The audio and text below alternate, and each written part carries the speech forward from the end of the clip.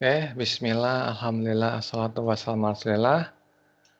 Pada kesempatan hari ini kita akan membahas soal numerik ya, kemampuan numerik yang tema peluang. Soalnya udah kelihatan, kita langsung mulai aja. Nomor 1, 6 buah buku A, B, C, D, E, F akan disusun berjajar pada rak buku. Buku A boleh di mana saja, buku B harus di tengah susunan, 1, 2, 3, 4, 5, 6 ya. A di mana saja, B tengah susunan, C dan D harus diletakkan di ujungnya ya, berlawanan. Berarti bisa nih C, D atau D, C. B-nya tengah-tengah itu kan berarti bisa di sini, bisa di sini ya.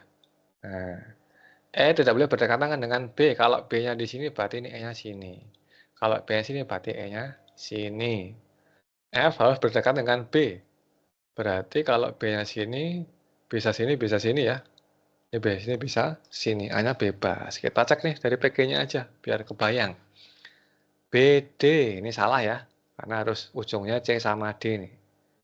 Ini BCD, kemudian B-nya di tengah-tengah. Oh, tiga-tiganya memenuhi ya. E-nya nggak boleh berdekatan. Nah, ini salah nih, salah ya. Berarti jawabannya yang D, B sama E berjauhan. Tuh. Nomor 2. 5 orang siswa, Satrio, Taufik, Fatoni, Estri, Sinta duduk berjajar pada bangku panjang.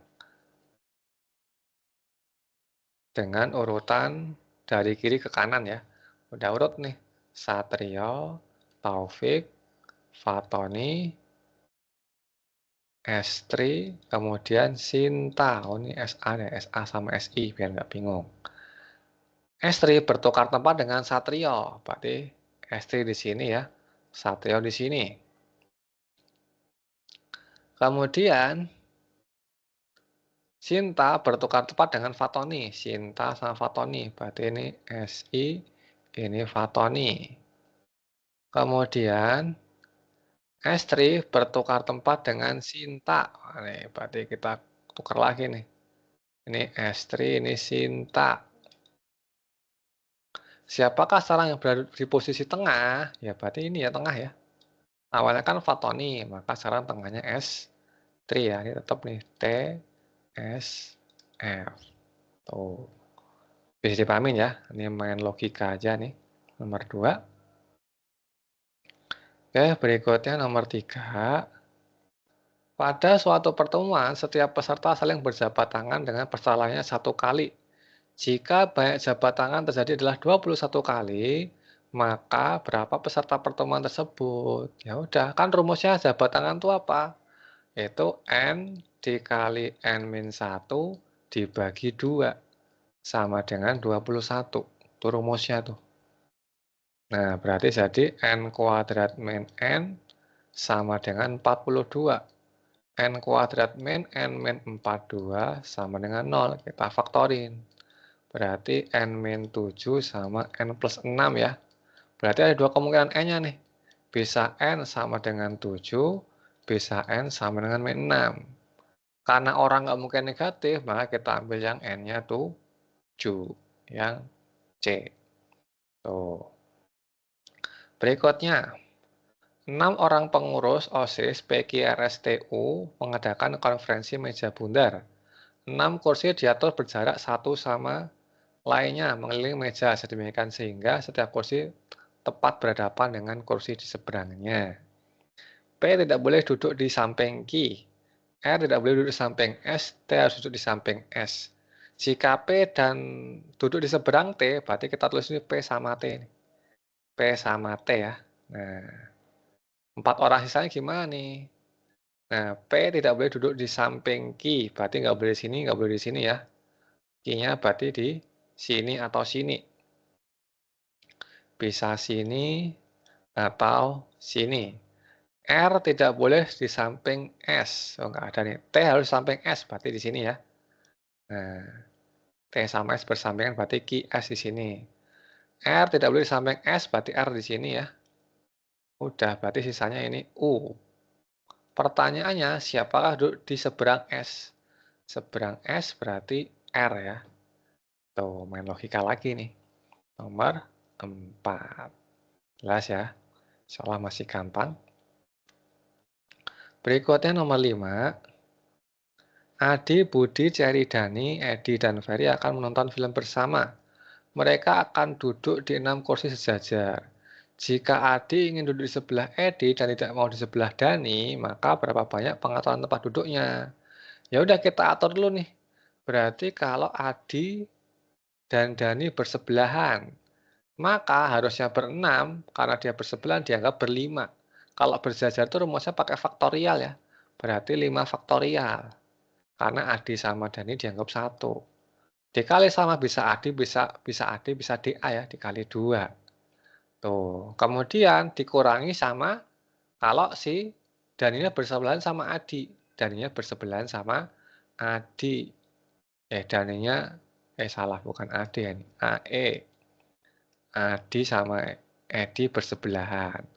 Sekarang Adi sama Dani bersebelahan. E-nya juga di dekatnya misalkan. Tuh ya. E-nya juga di dekatnya. Berarti di sini tinggal 4 ya. 4 faktorial dikali ini AD bisa DA 2, bisa AD, kemudian E, bisa E, kemudian AD, kali 2 lagi. Kita kurangi. Ini kan sama aja 5 kali 4 faktorial kali 2 ya. Berarti kan 10 tuh. Berarti kita kurangi aja nih. Berarti 10 dikurangi 4 dikali 4 faktorial. Berarti 6 dikali 4, 3, 2, 1. 6 kali 6, 3, 6 kali 4, 1, 4, 4. Yang C. Tuh. Berikutnya nomor 6. Pada sebuah laci terdapat kaos kaki berwarna putih dan berwarna hitam. Jika dua kaos kaki diambil secara acak, maka peluang terpilihnya kedua kaos kaki berwarna putih adalah 50%. Berarti peluang putih itu setengah ya. Jika banyak kaos kaki berwarna hitam adalah genap, nah ternyata hitamnya nggak tahu nih genap, tapi genap. Maka paling sedikit kaos kaki berwarna putih berapa? Berarti kita coba-coba nih. Coba-coba ya. Kita gunakan coba. Coba yang pertama kalau putihnya 12 nih. Maka peluangnya adalah 12 per 12 tambah hitam dikali 11 per 11 tambah hitam. Itu sama dengan setengah. Kita kali silang ya. Ini berarti 132 kali 2. Atau 24 kali 11. Itu berarti 264 ya. Sama dengan B kuadrat ditambah 23. Ya kok B sih H ya. H ditambah 132. Berarti kita dapat 0 sama dengan H kuadrat tambah 23H min 132. Nah, ini tuh nggak bisa difaktorin nih. Dia nggak bulat nih. Hanya tidak bulat. Ini tidak bulat. Tidak bisa difaktorkan ya. H tidak bulat. Nah, berarti kita nggak mungkin genap tuh hanya. Kemudian kalau P-nya sekarang 15. Coba yang 15 sekarang. Berarti peluang putihnya adalah 15 per 15 tambah H, 14 per 14 tambah H. Sama dengan setengah. Kita kali silang ya. 30 kali 4 itu berarti 420 sama dengan H kuadrat tambah 29H ditambah 210 ya. Berarti dapat H kuadrat tambah 29H min 210 sama dengan 0. Nah, ini bisa difaktorin nih. Berarti bulat nih. H, H plus 35 sama min 6. Maka kita dapat hanya bisa min 35, hanya bisa 6. Kita ambil yang positif ya. Masa kaos kakinya negatif kan nggak mungkin. Nah, 6 itu genap nih ternyata. Ya udah, maka yang paling sedikit kaos kaki berwarna putih itu 15. Tuh, yang B. Bisa dipahami ya, nomor 6. Berikutnya, nomor 7. Sebuah kunci seperti pada gambar di bawah yang bisa dibuka dengan menempatkan angka 0 sampai 7 pada posisi ini. Kita lupa nomornya, tetapi ingat bahwa hanya ada satu angka 2 pada kombinasi yang mungkin seluruhnya. Berarti bisa 2 di atas, 2 di tengah, 2 di bawah ya. Nah, berarti ada 3 kemungkinan tuh. Ada 3 kemungkinan. Nah, 3 kemungkinan. Yang pertama, yang paling atas angka 2 ya, berarti 1. Sisanya, berarti yang ini sama ini, kan 0 sampai 7 tuh. Dikurangi 1, berarti kan 7 ya. 7 kali 7, itu 49. Kemungkinan kedua, yang 2-nya di tengah sini, 1. Ya kan? Sisanya berarti 7 sama 7 juga nih. Ya kan? Kan boleh nggak mesti berbeda ya. Angka 2-nya doang kan yang harus berbeda, sisanya kan bebas ya, berarti 49 juga. Yang ketiga, di sini 1. Nah, berarti 7 kali 7 itu 49. Kita jumlahkan 147 yang D. Oh. Berikutnya nomor 8. Ali melempar sebuah dadu dan dua buah koin berkali-kali.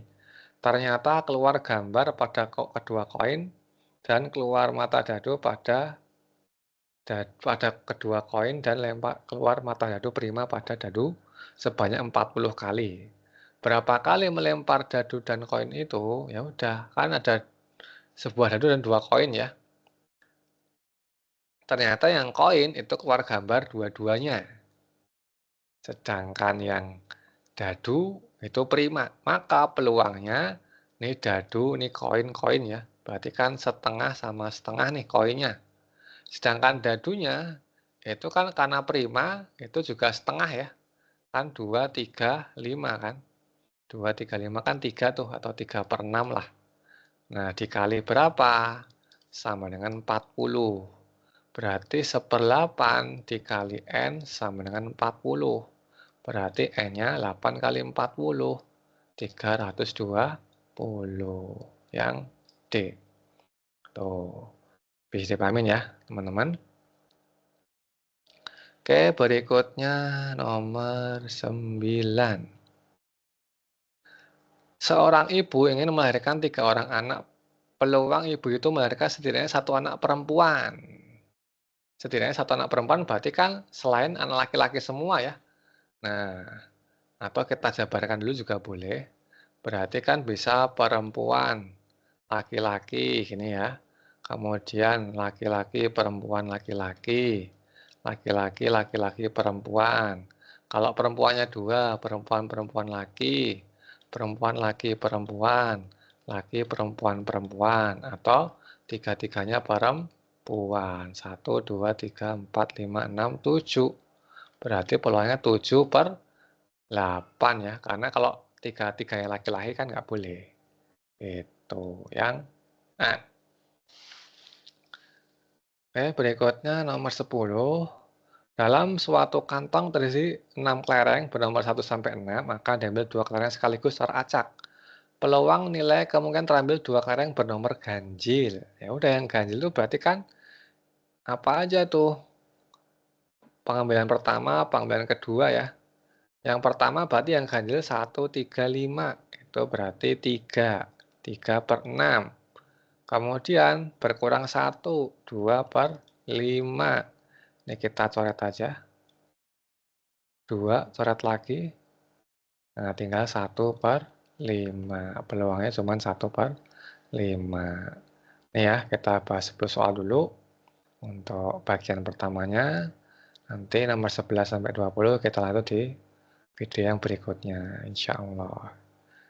Kita tutup dulu dengan hamdalah, alhamdulillahirabbil alamin.